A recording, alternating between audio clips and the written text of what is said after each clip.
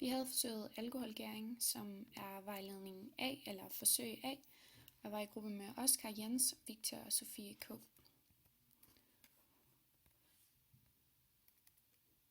Lidt teori omkring forsøget. Det der med en alkohol, det er, at den indeholder en OH-gruppe, og en af de mest almindelige alkoholer, det er etanol, som vi også kender fra sprit. Og der har vi en strukturformel over den her. Man kan se, at det her der er OH-gruppen, som gør den til en alkohol. Alkoholen den ligner etan, men H-gruppen er skiftet ud af en OH-gruppe. Og det er den her OH-gruppe, som gør stoffet at det kan opløses i vand. Og man kan fremstille etanol ved almindelig alkoholgæring, det er det vi har gjort, hvor vi har tilsat glukose i en vandig opløsning og gærceller. Og ved gæring der kan etanolindholdet ikke blive højere end 12%, for det kan gærcellerne ikke tåle. Vores fremgangsmåde til forsøget var som følger. Vi starter med at afveje glukosen præcist og notere.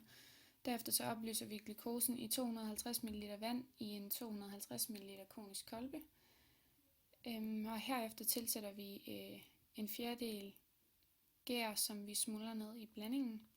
Og herefter sætter vi en gummiprop med gærrør i kolben, så gassen ikke kan trænge ud. Det er den her vandlås. Og herefter fylder vi demineraliseret vand i gærrøret, så det fungerer, så vi tilsætter den her vandlås. Til sidst vejer vi indholdet for at se, hvor stor en del af væsken, der er blevet omdannet til gas. Og vores målte værdier.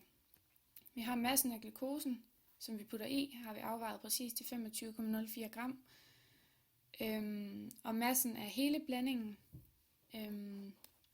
i starten i vores kolbe er 342,82 gram, og den har mistet ca. 10 gram efter gæringen, for at være helt præcis 10,73 gram. Og selve vores gæringsprodukt, altså alkoholen, som vi har lavet, den kommer til at være på 105 ml. Vores efterbehandling til opgave 1, der gik det ud på at beregne stofmængden af den tilsatte glukose. Og her skal vi først finde den molare masse, hvor vi går ind i vores koordinatsystem, og så ud fra den fra vores reaktionsskema, som vi har hernede, så går vi ind, så kigger vi i vores periodiske system, og så indsætter vi de aflæste molare masser til hver af stoffene, og vi får som slut 180,16 gram per mol. Og så kan vi altså udregne stofmængden ved at bruge den her formel, hvor vi indsætter vores resultater. Vi har massen fra vores tidligere aflæste masse her, og vi får det altså til 0,14 mol. Og til B spørges der, hvad er den ækvivalente mængde etanol? Og den her reaktion reagerer 1-2, hvilket vil sige, at stofmængden ganges med 2. Det kan vi se hernede i vores reaktionsskema. For hver gang, at der omdannes glukose, så skal der dobbelt så meget CO2 til.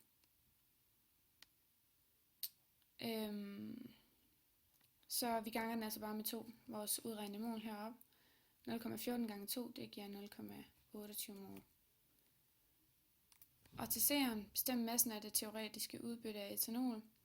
Vi kender stofmængden, derfor så udregner vi den molare masse. Igen ved at kigge i vores periodiske system, og det får vi til 46,07 gram per mol. Derefter så kan vi omregne stofmængden til masse ved at bruge denne her formel, hvor vi indsætter de værdier, vi har beregnet, og vi får altså massen 12, det teoretiske udbytte, massen her er 12,9 gram. Og til opgave 2, det teoretiske udbytte af carbondioxid, det var det samme, som jeg allerede gjorde heroppe. Vi har udregnet det teoretiske udbytte af etanol, fordi at vi kender det her med det ekvivalente mængde etanol. Og det er det samme, kan vi se her i vores reaktionsskema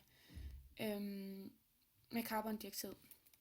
Så det er altså samme fremgangsmåde, hvor vi bruger den her formel og indsætter og får det til 12,32 gram. Fordi her har vi udregnet den molare masse for carbondioxid. Til opgave 3, der spørges der, om vi har 100% udbytte af etanol. Altså vi fik vores målte resultater til 10,73 gram, men det teoretiske udbytte til 12,9 gram cirka. Og det skyldes vores fejlkilder, som jeg kommer ind på lidt senere. Til opgave 4, beregn det teoretiske volumen af etanol.